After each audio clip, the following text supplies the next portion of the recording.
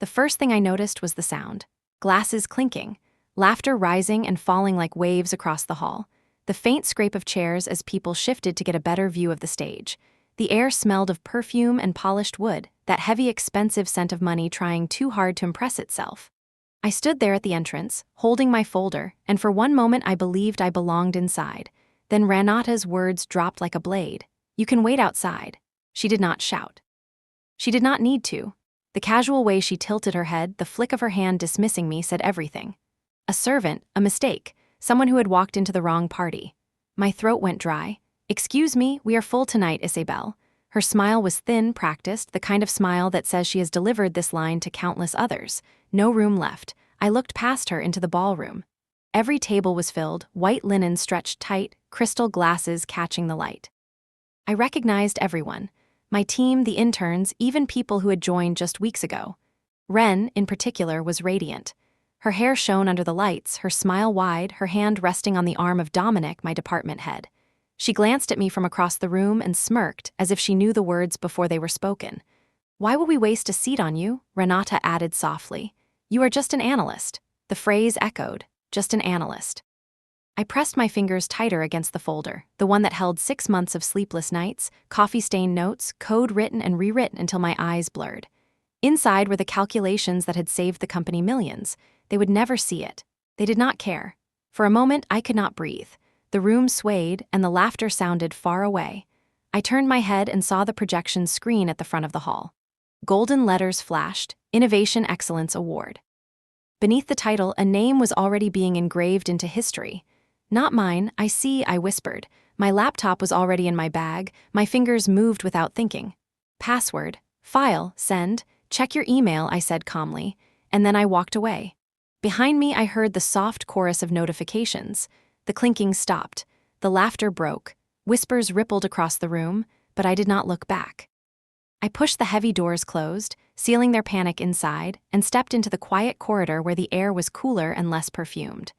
That is where the story truly begins. But before I tell you what followed, imagine this. Standing outside of a room you helped build, a room filled with your work, your blood, your brilliance, yet you are told to wait outside. Imagine the moment when every injustice you swallowed suddenly tastes bitter on your tongue. If you have ever been overlooked, if you have ever watched someone else steal the credit for your sweat, then you already understand why what I did next was inevitable. My name is Isabel Armstrong. Until that night, I was a senior data analyst at Armitage & Co., one of the fastest-growing logistics firms in the world. My strength was never charm or politics. My strength was patterns. I could see shapes in the noise, order in the chaos. An almost photographic memory made me quick, relentless. Numbers spoke to me in a way people never did. That was my gift, and also my curse, because the corporate world is not built for people like me. I grew up far away from places like this. My father was a librarian in a small town, my mother a teacher. They believed in fairness, in merit. They told me that if you worked hard, if you were honest, if you kept your head down, people would notice. They were wrong, but I did not know that yet. When I joined Armitage & Co., fresh from completing dual master's degrees, I thought I had found my perfect home. Efficiency, innovation, a place that seemed to worship the very things I lived for. My first year proved me right, or so I thought. I created an inventory system that reduced errors by 37%. I built predictive models that slashed client costs and optimized routes. I found flaws in our flagship software before they became disasters. For a while, I thought the dream was real. Then Dominic arrived. He swept in with the charm of a television executive. Sharp suits, easy laughter, that perfect balance of confidence and false humility. He was celebrated as a savior, the man who turned failing teams into rising stars. No one spoke about the way he did it. The first time he stole from me, I thought it was an accident. I had built an algorithm predicting delays from weather patterns and port congestion. I shared it with him in a one-on-one meeting, eager for feedback. 2 weeks later, I sat in the boardroom as Dominic presented it to the executives as his own. No mention of my name, no nod in my direction, nothing. After the meeting, I approached him. "Great work on the predictive model," I said lightly, waiting for the wink, the acknowledgement. Dominic's eyes were blank. "The framework was mine, Isabel. You just helped with the numbers." I felt the words like ice in my chest.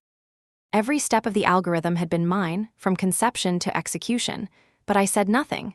I was new, still unproven. I told myself it was politics, that patience would bring recognition. That was my mistake. Over the months that followed, it happened again and again. Ideas whispered in private became his brilliance in public. My notes became his presentations. My nights turned into his promotions. I went once to human resources, to Alina, the woman who never looked up from her computer. "Do you have proof these were exclusively your ideas?" she asked. "I have files, dates, original work. Were they created on company time using company resources?" "Yes, but then they belong to the company. Dominic is your supervisor. If he presents departmental achievements, that is within his rights." And so I learned the truth. Ideas flowed upward. Recognition stayed at the top. I might have endured. I might have stayed invisible, producing brilliance for others to display. But 6 months ago, everything changed. That was when Ren arrived. She was young, polished, Ivy League trained. More importantly, she was family, the niece of our CEO, the golden girl. From the moment she joined, doors opened for her that had always been locked for me. She sat in meetings I had never been invited to. She smiled, and the room leaned toward her. 3 weeks in, she presented a logistics framework to the executive team. My framework, my sleepless nights and careful modeling, dressed in a new name and a different font. It was approved on the spot. Ren was praised, promoted, and celebrated. I confronted Dominic. His answer was as casual as a shrug. Ren's version incorporated leadership priorities. Yours did not. This is business, Isabel. Belt size matters more than who came up with it first. That night, I sat alone in my apartment, staring at the walls lined with papers, calculations, the skeleton of my ideas. 3 years of brilliance stolen and repackaged, and I finally understood. If results mattered more than people, then I would use results to destroy them. That was the night the plan began. The night of the award ceremony still burns in my memory. I had imagined it would hurt, yes, but not in that particular way. It was not simply exclusion. It was erasure. To be told I did not even deserve a chair in a hall filled with my own work, that was something else. I walked down the long corridor outside the ballroom, the echo of my heels sharp against the polished floor. My phone vibrated almost immediately, buzzing like an insect desperate for attention. I ignored it. The sound of laughter behind the closed doors had already shifted to confusion, the pitch higher now, voices layered with panic. I could almost picture it. Ren frozen on stage with her practiced smile, Dominic fumbling through his notes, executives scrolling their screens in horror. The email I had sent contained more than a resignation letter. It contained a trigger. Documentation, proof, carefully assembled threads that had taken months to weave. But this is not the moment to explain the full scope. That will come later. At that point, I was still savoring the silence. The rare kind of silence that follows a storm, when you know the world behind you is falling apart but you keep walking forward. I reached the elevator and pressed the button. My reflection stared back at me in the steel doors, hair pinned neatly, eyes calm but burning. The deep blue dress I had chosen clung to me like armor. That morning, I had known this day would come. I had dressed for battle. When the doors opened, I stepped inside and pressed for the parking garage. My heart was steady now, the tremor gone. For years, I had been told to wait. Wait for recognition, wait for a promotion, wait outside, but I was done waiting. As the elevator descended, memories surfaced like shadows on the walls. The first late night when I stayed to fix the system, no one else could figure out. The morning I found my code presented with someone else's name at the top. The long hours where my only company was the hum of the servers. I remembered one night in particular. Dominic had promised that if I pulled an all-nighter to finalize the shipping forecast, he would make sure I was the one presenting it to the board. I worked until my fingers cramped, until the sun rose and the city glowed pale pink. When I arrived at the meeting, Dominic stood at the front, my charts enlarged on the screen. He did not even glance at me. That was the morning I stopped trusting promises. I thought of my parents too. My father's voice reminding me that hard work is always noticed, my mother insisting that numbers never lie. They had given me the tools to succeed, but they had not prepared me for theft disguised as teamwork. They had not warned me that sometimes numbers are twisted, reshaped by people who smile while erasing you. The elevator doors opened. The garage was dim, the scent of oil and concrete sharp in the air. My footsteps echoed as I walked to my car. My phone vibrated again, this time louder, insistent. I pulled it out. Multiple missed calls, messages flooding in. The CEO, Dominic, HR, and one from Renata herself. Whatever they are offering you, we will double it. Come back inside. I laughed then, softly, the sound bouncing off the cold walls. A few hours ago, I had not been worth a chair. Now I was worth double, though they did not even know what they were trying to buy. I placed the phone back in my bag without replying. They had finally realized what I had sent them. The truth, my truth. A history of every stolen idea, every erased credit, every buried achievement, and something more. A glimpse of what was coming. When I reached my car, I paused with my hand on the door handle. My chest tightened, not with fear but with anticipation. I knew what I was leaving behind. Years of effort, colleagues who would never defend me, a company that would continue to devour its brightest minds. But I also knew what I was walking toward: freedom, revenge, and something far larger than recognition. I slid into the driver's seat, the leather cool against my skin. I closed my eyes and breathed. The sound of footsteps startled me. Quick, heavy, coming down the stairwell. I turned and saw Vincent, the vice president, his face flushed from the run. Isabel, wait. He was out of breath, his tie loosened, his hair disheveled in a way I had never seen. He looked smaller somehow, desperate. You cannot just leave like this. The company needs you. I raised an eyebrow. An hour ago, I was not even worth a seat at the table. That was a misunderstanding, a clerical error. Was it also a clerical error when my name vanished from quarterly reports? When Wren presented my work as her own? When I was denied promotion after promotion while others rose on the back of my ideas? He shifted, uncomfortable. Business is complicated, Isabel. Contributions get absorbed into larger projects. Yes, I replied, I have noticed whose contributions get absorbed and whose get celebrated. But that is no longer my concern. The clients you contacted are bound by exclusivity agreements, he blurted. They cannot simply walk away with you. I smiled for the first time that night. You might want to read those contracts again. The language is very specific. Your legal team reviewed my framework 6 months ago. They decided it was not worth pursuing. They were wrong. Vincent's face drained of color. What do you want? A promotion? Equity? Name it. What I wanted was simple: recognition, respect, a place at the table I helped build. But you showed me something better. I opened the car door, that I do not need your table at all. His mouth opened, closed. I started the engine. My headlights lit the concrete. Behind me, the man who once held my future in his hands now looked powerless. As I drove out of the garage, my phone buzzed again. This time it was not desperation from the company. It was a message from Tamsin, one of the few people I trusted. It is done. We are all out, meeting you at the office. I felt a rush of warmth in my chest. I was not alone. I had never been alone. The road stretched ahead, dark but wide open. The city lights glittered in the distance, and for the first time in years, I felt the weight lift. I was not running away. I was moving forward. And this was only the beginning. The night after the ceremony, I sat in the new office we had leased under a different name. The space was raw, nothing but exposed brick, dusty windows, and a single long table we had carried in ourselves. A cheap coffee machine hummed in the corner. It smelled faintly of paint and possibility. I placed my folder on the table, the same one Renata had dismissed with a flick of her hand, and let my fingers linger on the cover. It was not just paper. It was scars. Every chart, every equation, every note represented a piece of me that had been taken, sliced away in silence until I had almost forgotten I was bleeding. Silent cuts. That is what they felt like. Invisible to the outside, but sharp enough to hollow you from within. I thought back to the first time.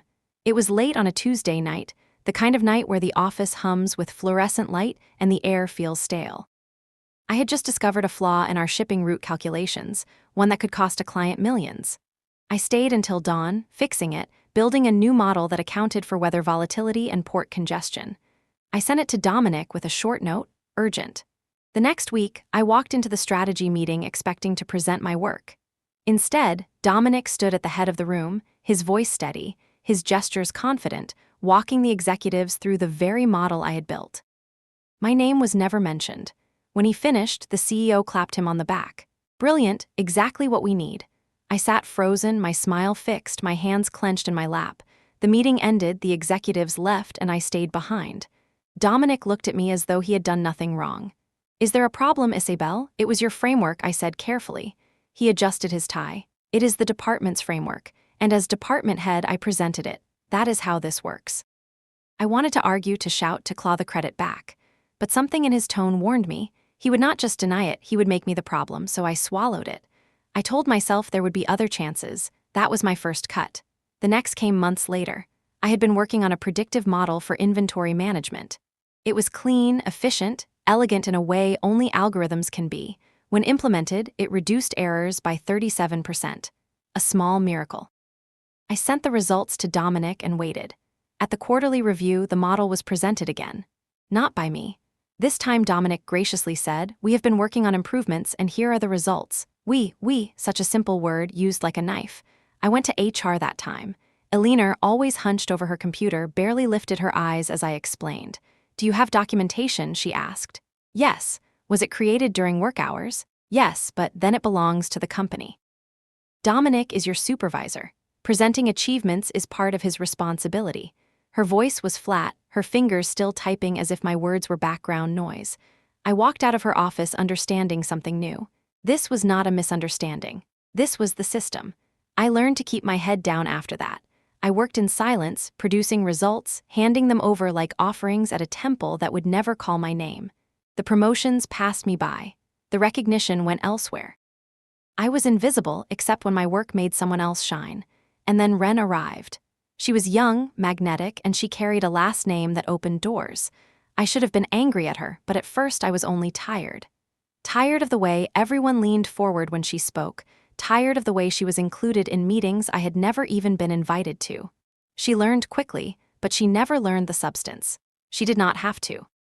3 weeks after her arrival, she stood in front of the executive team and unveiled her logistics framework. My framework. The same one Dominic had blocked me from presenting.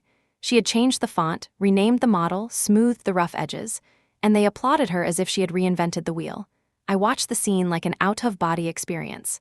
My hands trembled, my chest tightened, but I stayed silent. I always stayed silent. That evening, I confronted Dominic. "You gave her my work." He looked at me with almost bored amusement. "Ren's approach incorporated leadership priorities. Yours did not. This is business, Isabel. Belt size matters more than who had the first idea." Belt size, connections, family, it had nothing to do with brilliance. That was the night something inside me cracked. I went home and sat in my apartment surrounded by printouts, data sheets, code fragments. 3 years of work. 3 years of ideas that had made millions for them while I was paid just enough to survive. My salary had not moved. My title had not changed, but my work had carried the company forward. I realized then that I had been fighting on the wrong battlefield.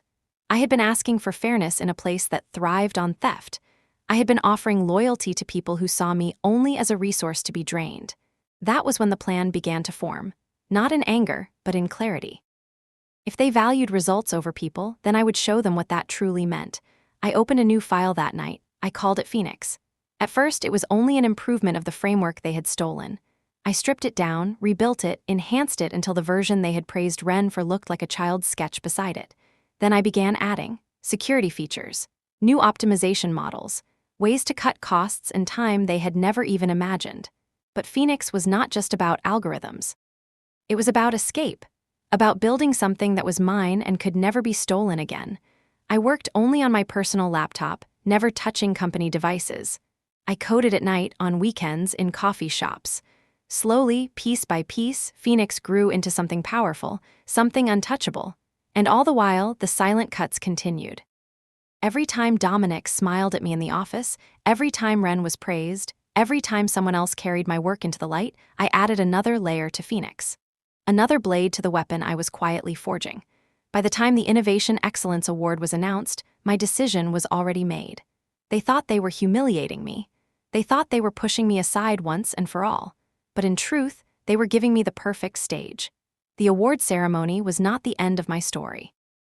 It was the beginning of theirs. The weeks that followed were strange. On the surface, life at Armitage & Co. continued as always.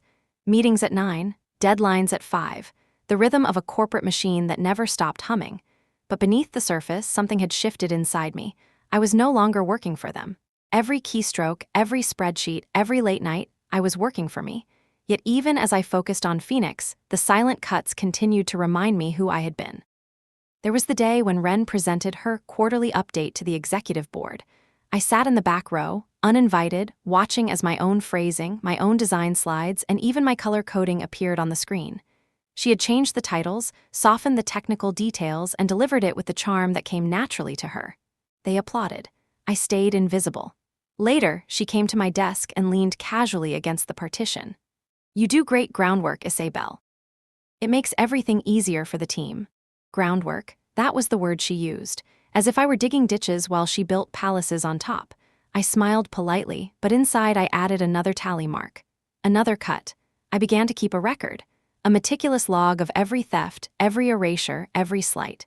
Time-stamped files, email trails, notes from colleagues who quietly admitted they had seen what was happening but were too afraid to speak. I collected everything. I built a case not for HR, not for Dominic, not even for the board. I built it for me, and then something unexpected happened. I began to talk to others. It started with Tamsin from product development. She had left the company months before, claiming she wanted a fresh start. We met for coffee one Saturday afternoon, sunlight spilling across the small cafe table. She stirred her drink slowly and told me the truth. Her innovation, one that could have been patented, was claimed by her manager. When she protested, she was told she was lucky to even have a job. Then came Leo from client relations. He had designed a retention strategy that kept our largest account from walking away. The VP took the credit. Leo resigned 2 weeks later. With each conversation, the pattern became clearer. It was not just me. It was systemic. Armitage thrived not by nurturing talent, but by draining it. By celebrating those who could navigate politics and connections while silencing those who actually created. The realization was both painful and liberating. Painful because it meant I had never stood a chance within their rules. Liberating because it meant I was not crazy. I was not weak. I was simply unwilling to play their game. And so I began to imagine a new table. Not the one they guarded with velvet ropes and dismissive smiles. A table built by people like me. People who had been cut but not broken. I remember one night vividly. The office was empty, the glow of my computer screen the only light. I had finished a report for Dominic that I knew he would present as his own. Instead of closing my laptop, I opened my Phoenix file.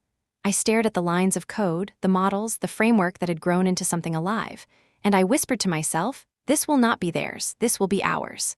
It was then that I added a new folder. I named it Allies.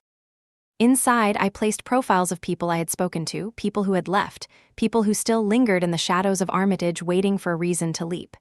Each name carried a story of brilliance overlooked, of effort consumed, of wounds invisible. Piece by piece, Phoenix grew from a project into a vision. Not just software, but a company. Not just revenge, but resurrection. I did not tell anyone at first. Not Tamsin. Not Leo. Not even Meredith, who sat 2 desks away and had saved our biggest client more than once without ever receiving acknowledgement. But I watched them, listened to them, and waited for the right moment. Meanwhile, the cuts continued. Small, precise, almost elegant in their cruelty. One day, I opened a report and found my name replaced with Dominic's in the metadata. Another day, an executive thanked Ren for streamlining processes I had built months earlier. And always the same refrain from HR, it is company property, you should be proud your work is contributing. Pride, that word had become hollow. What I wanted was not pride. What I wanted was agency. To decide where my work went, whose hands it lifted, whose name it carried, I wanted freedom. And slowly, silently, I carved it. 3 months before the award ceremony, I reached out to a woman named Gail Iverson. She was a venture capitalist, known for funding startups that disrupted industries. I sent her a sanitized version of Phoenix, stripped of company references but dazzling enough to draw interest. We met in a sleek office filled with glass walls and leather chairs. Gail leaned back, scanning my presentation. When she finished, she looked at me with sharp eyes. This could transform the logistics sector, she said, but why leave a secure job to start from scratch? Because I am not starting from scratch, I replied. I opened a second folder, one filled with the profiles of allies ready to join me. I am starting with people who know exactly what has been taken from them. Her expression changed. The calculation was clear in her eyes, and then she smiled. Now that is interesting. 2 weeks later, I had her commitment. 1 month after that, I had legal agreements with my future team members. I filed preliminary patents. I rented office space under a holding company name. I scheduled discreet meetings with clients who had grown tired of Armitage's arrogance. By the time the award ceremony arrived, I was no longer just an analyst. I was the founder of something that did not yet exist publicly, but already had roots deeper than they imagined. They thought they were humiliating me by asking me to wait outside. They did not realize that I was already gone. That the silent cuts they had inflicted had carved not a victim, but a weapon. Phoenix was ready. And soon, so was I. There is a moment when anger cools, when the heat of humiliation drains away and leaves behind something sharper, colder, more dangerous. That is where I found myself in the weeks after the award ceremony. I was no longer seething. I was calculating. The office looked the same. Dominic still strutted through the halls with his smug grin, Ren still glowed in meetings with her confident tone, and Renata still tossed condescending smiles as if she were sprinkling crumbs to pigeons. But I was no longer truly there. My body sat at my desk, my hands typed reports, my voice answered questions, yet my mind lived elsewhere. Phoenix had stopped being a side project. It had become my compass. Every small betrayal I endured became fuel.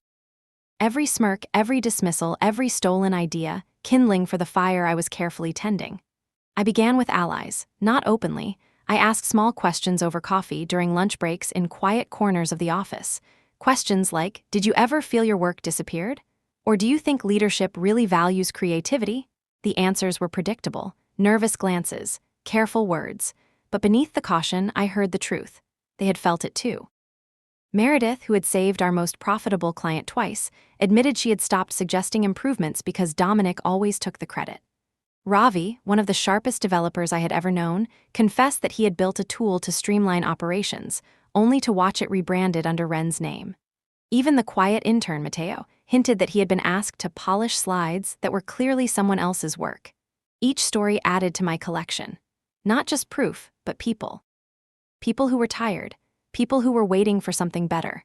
Outside the office, I met with Tamsin again.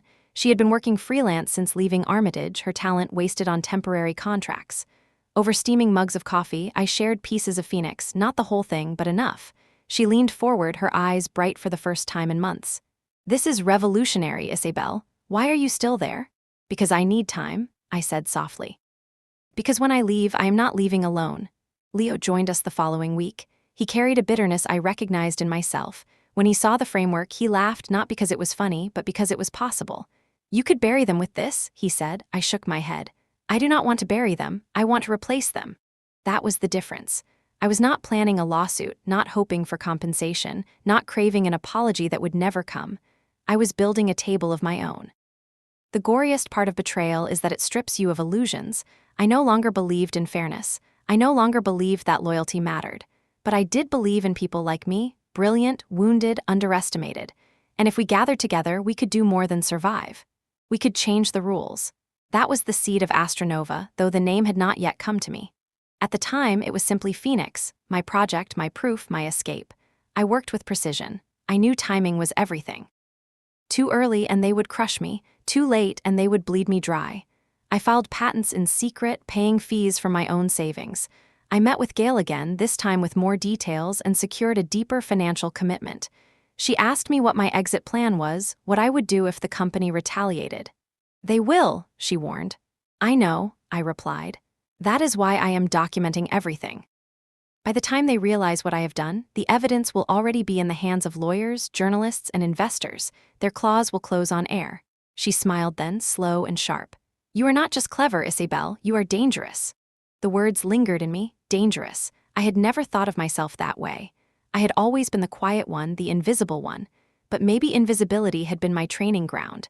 I had learned how to move unseen, how to gather without notice, how to strike only when ready.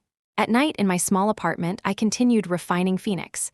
The code glowed on my screen like firelight in the dark. Sometimes I worked until dawn, my eyes burning, my hands stiff. But the fatigue did not matter. For the first time in years, my work was mine. Untouched, unstolen. And then, slowly, the pieces began to fit together. Tamsin would handle product development. Leo would run client relations. Meredith, if I could convince her, would build our operations. Ravi would lead the technical team. Each name in my allies folder shifted from a possibility to a promise. The only question left was when to stop enduring the silent cuts, when to walk out of Armitage not as a victim, but as a founder. I knew the answer before it even arrived. The quarterly award ceremony. The night they planned to crown Ren as the genius of Armitage. The night they would raise a glass to my stolen work once more. They thought it would be her triumph. I knew it would be mine. There are fires you light in anger, and there are fires you build with patience. Mine was the second kind. Every day at Armitage & Co., I walked through the halls as if nothing had changed. I still submitted reports. I still attended meetings. I still sat quietly in the back while Ren displayed my ideas in her perfect cadence. But in my mind, the walls of the building were already ashes. The true work was happening elsewhere. I met with Meredith after hours in a quiet bar tucked between two office towers. She looked tired, her blouse wrinkled, her eyes shadowed. She had been carrying the operations of an entire department without so much as a title bump. "They will never promote me," she said flatly. "Dominic takes every win, blames every failure on someone else. I am done." I slid my laptop across the table and opened the Phoenix file. For 10 minutes she scrolled in silence, her finger tracing the lines of data, the projections, the sleek interface I had built. When she finally looked up, her expression was different. Hope, cautious and trembling, flickered in her eyes. "Is this real?" "It is more real than anything Dominic has ever presented," I told her. "And it will be ours." She exhaled slowly, then nodded. By the end of that week, she was in. One by one, others joined. Ravi signed without hesitation, his frustration boiling over after years of watching his tools cannibalized by people who barely understood them. Matteo, the intern, surprised me. He approached me one afternoon, his voice low. "I know what they are doing to you. I see it. I do not want to be part of it. If you're building something else, I want in." He was young, untested, but I recognized the spark in him, the same spark I once carried before it was buried under corporate dust. I agreed, though I warned him the path would not be safe. Meanwhile, I kept polishing Phoenix. Every stolen credit fueled me to add something new. I developed an optimization module that cut costs by nearly 40%. I built predictive mapping so accurate it bordered on uncanny. I ran simulations that showed how clients could save millions with the system. This was no longer a project. It was a revolution wrapped in code. I also kept adding to my dossier. The proof of theft was now a mountain. Emails, metadata, signed statements from allies who had witnessed Dominic's schemes. It was not just enough to win a lawsuit, it was enough to destroy the company's reputation if it ever saw daylight. But I had no interest in lawsuits. I had no interest in negotiating a better seat at their table. The dossier was simply insurance. My true weapon was Phoenix, and soon, Astra Nova. The name came to me one night as I stared at the ceiling, unable to sleep. Nova, a star that erupts, brighter than anything around it, impossible to ignore. Astra, the sky, the limitless expanse above. Together, Astra Nova felt like rebirth, like defiance, like a promise. I whispered it to myself in the dark. Astra Nova, it fit. From that night, Phoenix became Astra Nova's heart. The framework, the code, the innovation, it would all beat inside a company that was mine. Ours. The G letter 1E3 I M letter 1EDF twist was forming even then. Outwardly, I was still the quiet analyst collecting receipts, building a case. But in reality, I was orchestrating something much larger. Every coffee meeting, every late-night email, every name on my allies list was another brick in the foundation of Astra Nova. Gail, my investor, pressed for progress. "You have the team, the patents, the framework. What are you waiting for?" "Timing," I said. She frowned. "Timing for what?" "For the perfect stage," I replied. "I want them to hand me the microphone themselves. I want them to set the spotlight. And then, when they believe they are celebrating their triumph, I will reveal the truth." She studied me for a long time before nodding. "You are colder than I expected."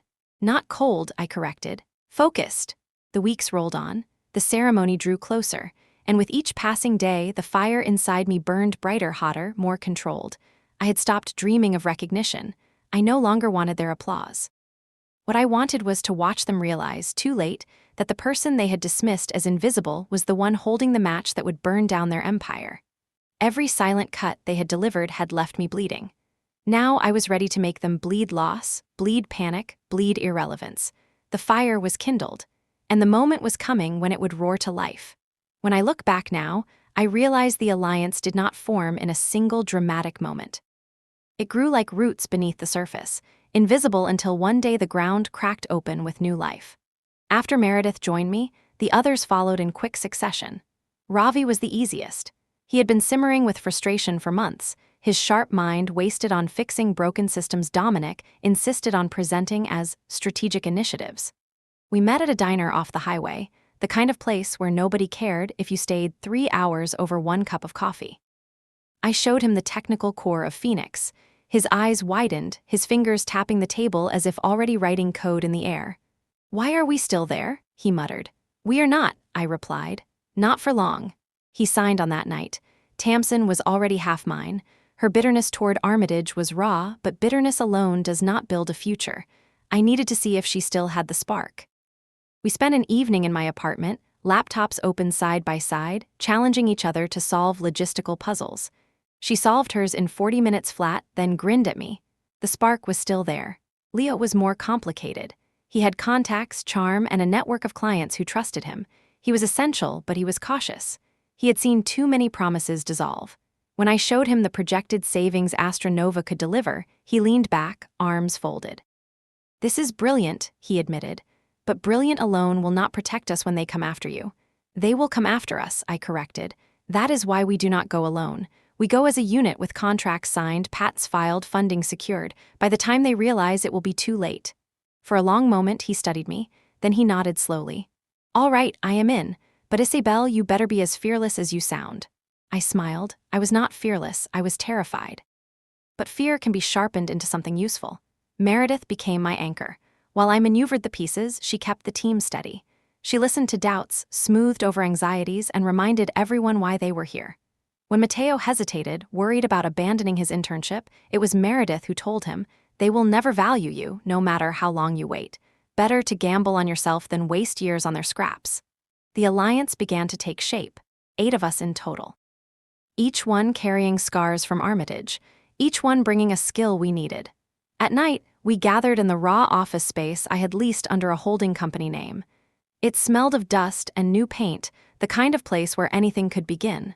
We carried in folding chairs, cheap desks, a second-hand whiteboard. It was nothing compared to the polished glass towers we were leaving behind, but when I looked at them, Tamsin scribbling formulas, Ravi coding furiously, Leo mapping out client strategies, I knew we had more here than Armitage ever did. Gail visited once, heels clicking against the concrete floor. She surveyed the group with the cool eye of an investor, then finally allowed herself a small smile. "You might just pull this off," she said. "We will," I replied. She gave us our first real injection of capital, enough to lease better servers, secure preliminary patents, and cover legal fees. The contracts were airtight, the patents protected. Piece by piece, Astronova became not just a vision but a legal entity. Still, there were nights when doubt clawed at me. I would lie awake staring at the ceiling, hearing Dominic's dismissive voice in my head. "You are just an analyst." The words had cut me once, but now they fueled me. I remembered one night especially. I was alone in the office, everyone else gone, the city outside silent. I opened the Phoenix file, now Astronova's core, and scrolled through the code. It was beautiful, efficient, a living thing. My chest tightened. For years, my work had been stolen, diminished, forgotten. And here, finally, was something no one could take. When the others returned the next day, I told them the name. "Astronova," I said simply. The word hung in the air. New star, new beginning. Meredith smiled first, then Ravi, then the rest. We wrote it on the whiteboard in big letters, underlined twice. It was no longer just a project, it was us. And soon, it would be the reason Armitage collapsed. The office was still rough around the edges, but slowly it became ours. We covered the exposed brick with charts and post-its. We filled the whiteboard with arrows, calculations, deadlines. The folding chairs gave way to second-hand swivel chairs scavenged from a liquidation sale. Every piece we added carried the weight of ownership. It was not glamorous, but it was real. At Armitage, everything had been polished but hollow. Here, every inch mattered. Every scribble on the board, every dent in the desk, every late-night pizza box told the story of something being built with bare hands. I insisted on secrecy. Phones were left outside during meetings. Notes were encrypted. Emails routed through secure servers. If Armitage discovered us before we were ready, they would crush us. But if we stayed invisible a little longer, we could walk out of their shadow, not as rebels, but as competitors. We worked in long, exhausting bursts. Ravi fine-tuned the algorithms until they hummed with precision. Tamsin built a product demo that left even me stunned when I first saw it run end-to-end. Leo courted clients quietly, scheduling dinners under the guise of old friendships, slipping glimpses of Astronova's promise into conversation. Meredith handled the operations map, planning our transition down to the hour. Every night, as we locked up, I felt the fire burn hotter. It was Leo who secured our first major win. He called me one evening, his voice trembling with excitement. "They are in, one of the big 5 shipping clients. They want out of Armitage's stranglehold. They will move the moment we launch." I almost dropped the phone. For months we had dreamed, planned, hoped. Now we had proof. Clients were ready. Within weeks, 4 more followed. each one cautious, careful, but hungry for change. They were tired of Armitage's arrogance, tired of systems that lagged years behind what I knew was possible. They signed preliminary agreements contingent on our official launch. That was enough. Enough to give us leverage, enough to give us confidence. The alliance grew stronger. Our late nights turned into early mornings. We argued, debated, laughed, sometimes even cried from the pressure. But the bond hardened. These were not colleagues in the corporate sense. These were comrades, survivors who had chosen each other when no one else would. Still, fear lingered. One night after the others had left, Meredith stayed behind. She leaned against the desk, arms folded.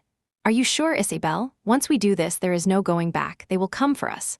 I met her eyes. They already came for us. Every time they stole from us, every time they erased us, every time they told us to wait outside. This is just the moment we stop letting them win. She nodded slowly, but her eyes still carried the weight of the risk. I carried it too. Every step was a gamble, but the thought of going back was worse.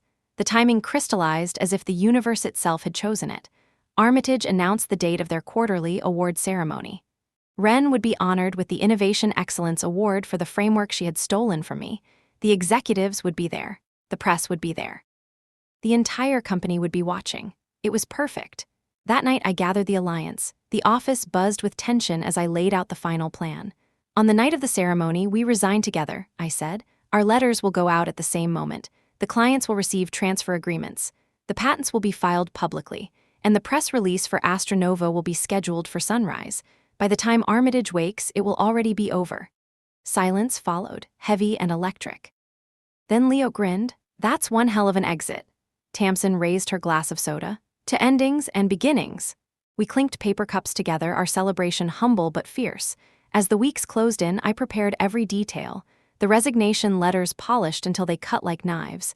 The evidence compiled in a neat package, ready to detonate Armitage's reputation if they dared challenge us. The client contracts sealed. The patents stamped. Even Gail was impressed. "You are not just building a company," she said during our last meeting. "You are orchestrating a takeover."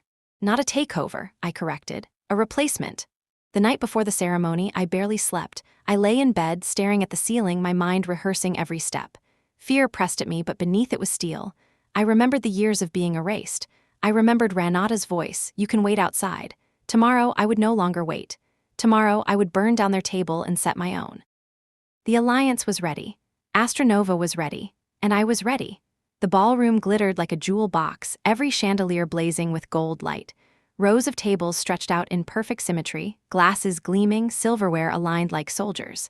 At the front, a stage stood ready, the screen above it already glowing with the words, "Innovation Excellence Award." I stood at the threshold just as I had months before. The same polished doors.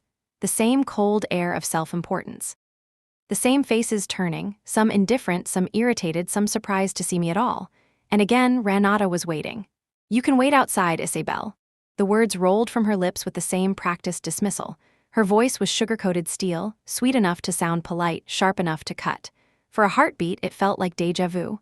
The sting, the dismissal, the humiliation. But this time, my chest did not tighten. My palms did not sweat. I only smiled. "I understand," I said softly. Her smirk widened as she turned back to her clipboard, convinced she had shut me out. She had no idea she had just opened the door I wanted. I walked inside anyway. Heads turned. A few whispered. Dominic frowned when he saw me, confusion flickering across his face before smoothing into a mask of condescension.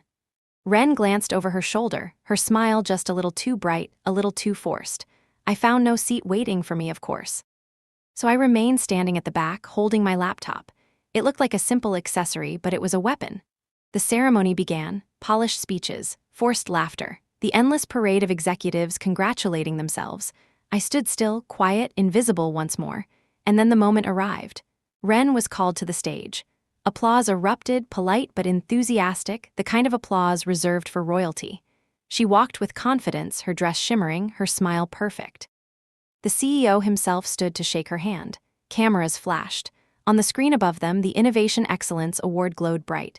Wren accepted the plaque, lifted it high, and spoke into the microphone. "I am honored," she said. "This framework represents not only innovation but the future of logistics. Together, we will continue to redefine what is possible." Together, the word rang hollow in my ears. I opened my laptop. My fingers hovered over the keys. The emails were ready, the press release scheduled, the resignation letters queued. One click was all it would take. I thought of every silent cut, every erased name.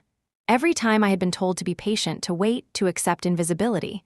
I thought of Dominic's blank stare, Ranata's smirk, Ren's polished theft, and I pressed send. The sound came first from one corner, then another. The unmistakable chorus of notifications. Phones buzzing, screens lighting up, executives glancing down in confusion. The applause faltered. Ren hesitated mid-sentence, her voice catching. Across the hall, Dominic pulled his phone from his pocket, his face drained of color. The CEO frowned as his own device lit up. Renata looked around, confusion etched across her features. I closed my laptop and slid it into my bag. It was done. Inside those emails were resignation letters, mine and 7 others. Client transfer agreements. Patent filings. And a press release scheduled to go live at dawn announcing the launch of Astronova. They did not know it yet, but the floor beneath them had just vanished. The whispers rose, louder now, a tide of panic beginning to swell. Executives pushed back their chairs, murmuring to one another, scrolling furiously. Ren clutched her award tighter, her eyes darting from face to face, unsure why her triumph had soured in seconds. I turned toward the door. Every step was deliberate. Every step was freedom. By the time I reached the exit, I could hear the voices shifting from confusion to alarm. Dominic's voice, sharp and rising. The CEO's tone, urgent and clipped. Renata's command to find her. I smiled. They had already lost me. Outside, the corridor was quiet. The heavy doors closed behind me, muffling their chaos. I walked calmly toward the elevator, my heels clicking against the marble. My phone buzzed in my pocket. One glance at the screen told me everything. A cascade of missed calls, messages flooding in. The first read, "Whatever they are offering, we will double it. Come back." I almost laughed. Hours ago, I was not worth a chair. Now suddenly I was priceless. I stepped into the elevator and pressed for the parking garage. My reflection stared back at me in the steel doors, calm, composed, cert. For the first time, I felt the weight of invisibility lift from my shoulders. This was no longer their stage. It was mine. The elevator doors slid open into the parking garage, dimly lit and humming with the echo of engines. My car sat waiting in the corner, modest, unnoticed, the way I had always been. But tonight I was not unnoticed. Not anymore. As I approached, footsteps echoed. I did not turn. I knew who it was before his voice broke the silence. "Isabel," Dominic. He walked quickly, his shoes clicking against the concrete, his breathing tight. When I finally looked back, I saw the mask of charm stripped away. His face was pale, his eyes wild. For once, the man who had stolen so much looked like the one robbed.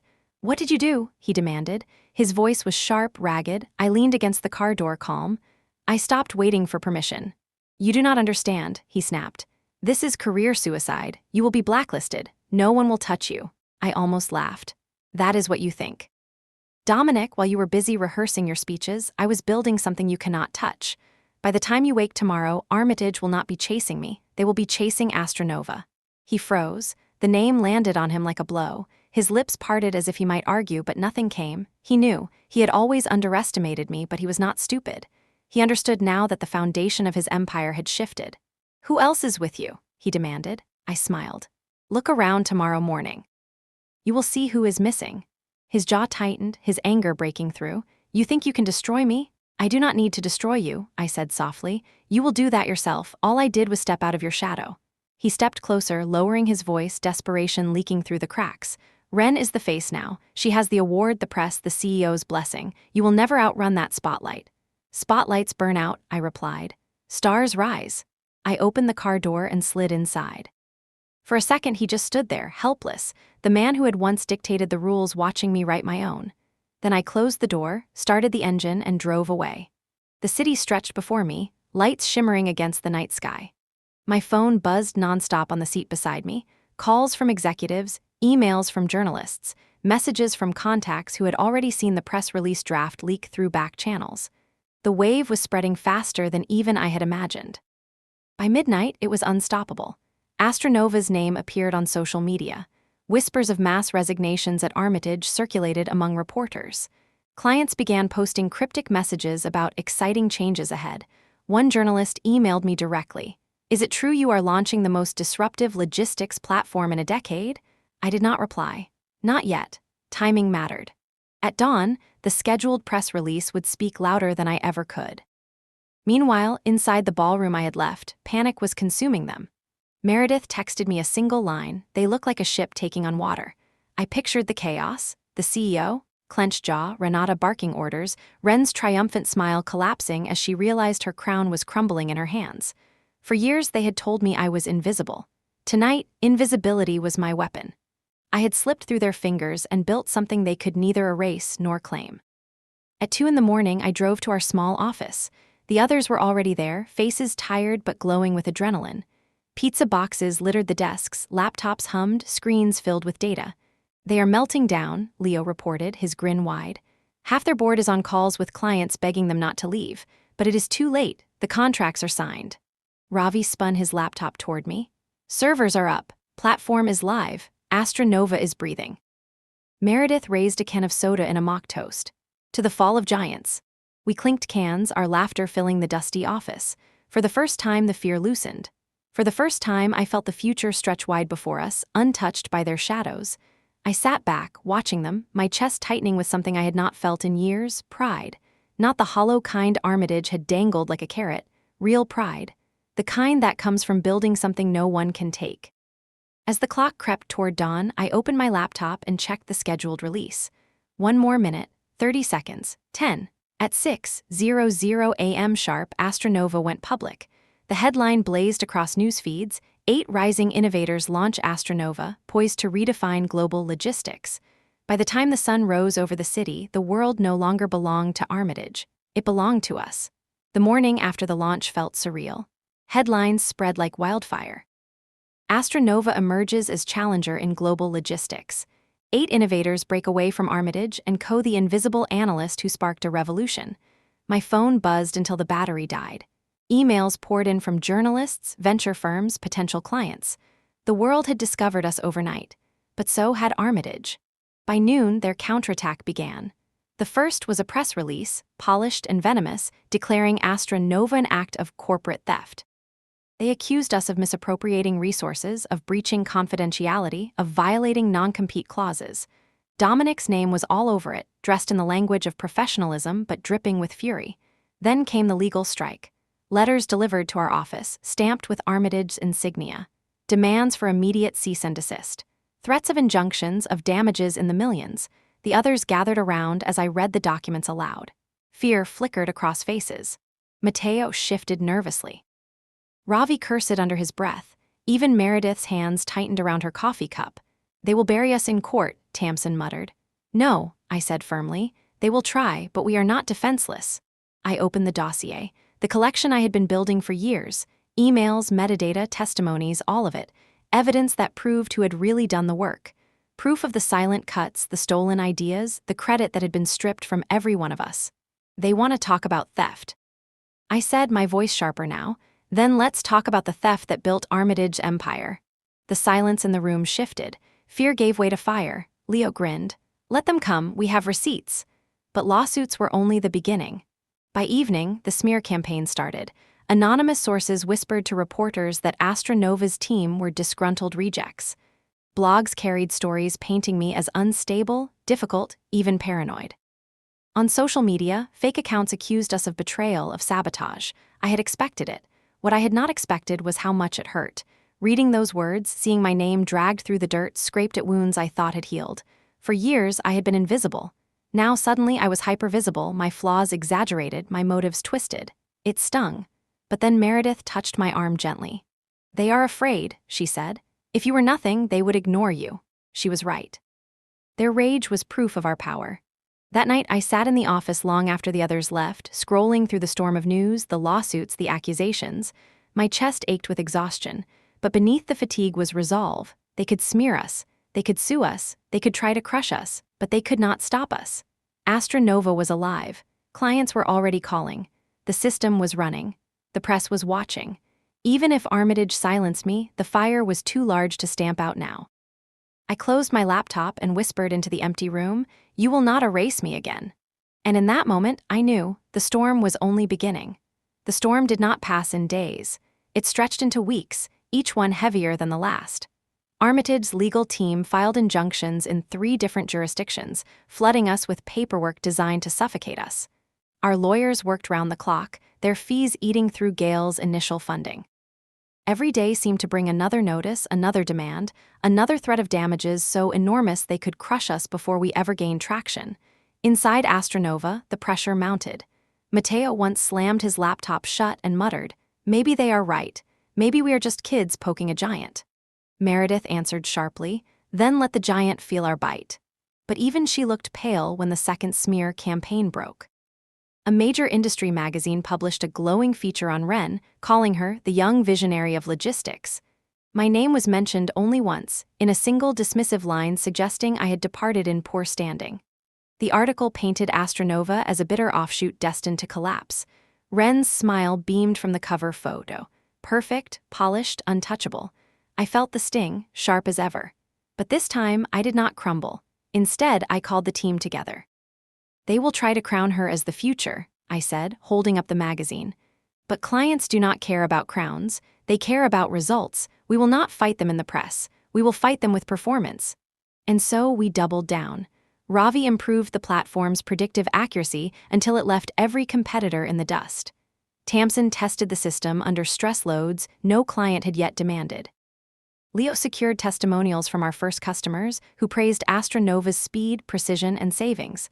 The more Armitage attacked us, the more determined we became. Still, there were cracks. One evening, I found Leo alone on the office balcony, a cigarette glowing between his fingers. His expression was tense, haunted. "They offered me a position," he admitted quietly. "Armitage, double my salary, full benefits, and they promised to bury the lawsuits if I walked away." For a moment, I could not breathe. Betrayal was the very poison that had driven me here. To face it again, now from one of my own, twisted my chest. "What did you say?" I asked. He flicked ash into the night. "I told them no, but Isabel, what if someone else does not?" The fear was real. Armitage's power was vast. We were small. It would not take much to fracture us. That night, I gathered everyone. I spoke not as their leader, but as their equal. "They will try to break us," I said. "With lawsuits, with lies, with offers that sound too good to refuse. That is their only weapon, division. But we have something they will never have, each other. They built their empire by taking from us. We are building ours by standing together. If you are here, it is because you chose to be. And if anyone wants to leave, I will not stop you. But I will not go back. I will burn before I crawl." The room was silent. Then Meredith said firmly, "I am not leaving." Ravi nodded. "Me neither." One by one, they all pledged the same. Even Leo, his voice steady despite the weight of his temptation. The alliance held. And then, a miracle, or at least what felt like one. A small industry blog published an article comparing Astronova's results to Armitage's. The data was undeniable. Our system was faster, cheaper, smarter. The post went viral. Suddenly, the narrative shifted. Reporters who had once painted us as rebels began to call us innovators. Clients who had hesitated now reached out, eager not to be left behind. For the first time, Armitage looked rattled. Dominic gave a televised interview, his tone tight, his smile forced. He called us a reckless experiment. But his eyes betrayed him. He was afraid. And I knew then, the storm, for all its violence, was survivable. It would not end quickly. There would be more lawsuits, more lies, more battles in boardrooms and headlines. But Astronova was not breaking. It was bending, yes, but like steel under pressure. Stronger for the fire. That night I stood alone in the office, the city lights glowing through the windows. I thought of my parents, of the girl I had been, sitting quietly, believing hard work would be enough. I thought of every time I had been told to wait outside, to stay invisible. And I whispered to the empty room, "I am not invisible anymore." The storm raged on. But I was still standing. We were still standing. And for the first time, I believed we might not just survive it. We might outlast it. The storm lasted longer than any of us expected. Weeks blurred into months, a constant rhythm of court dates, press interviews, late-night strategy sessions. We learned to live with tension in our bones, as natural as breath. Armitage threw everything at us: injunctions, bribes, smear campaigns, even whispers of private investigators sniffing at our trail. Each blow landed, but none destroyed us.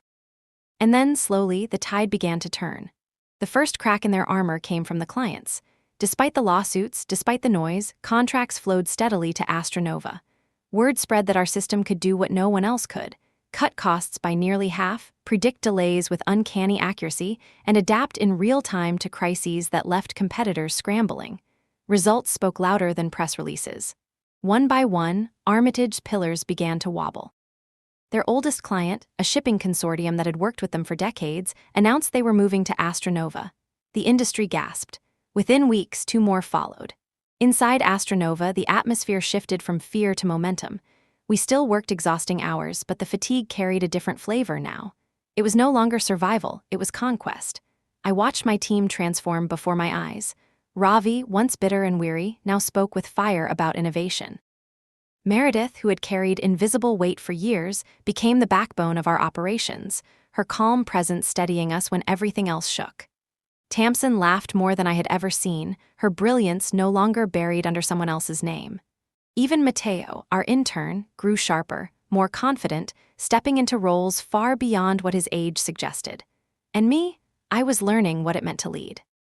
Not just to plan in silence, not just to endure, but to speak, to inspire, to stand in front and let my voice carry. It terrified me at first. I had built my strength on invisibility, but invisibility was no longer an option.